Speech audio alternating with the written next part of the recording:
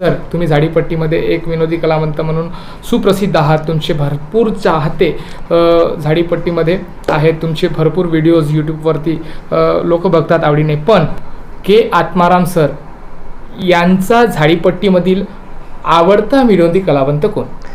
विनोदी कलावंत आवडता म्हणजे सर्वच तसे आवडते कलावंत आहेत. उदाहरणार्थ दुधरामजी कावळे आता एक नवीन उभरता कलावंत आहे, परंतु त्याला पण अहमपणा नाही आहे.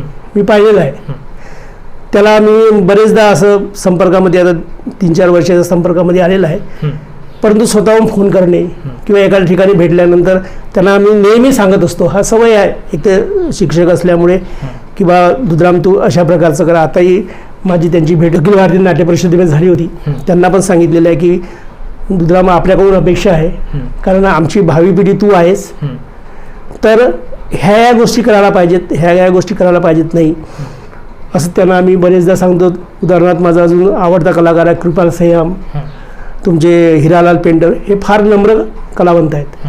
बाकीचे नम्र कलावंत आहेत असं म्हणायचं नाही आहे, परंतु त्यांना एवढी विनंती आहे की तुम्ही बाकीचे कलावंत तुम्ही रिपीट मारू नका. बरोबर. तुम्ही आमचं हे करू नका, अनुकरण करू नका.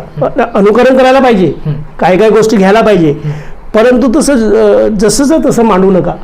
तुम्ही आपलं काहीतरी करा. बरोबर आहे.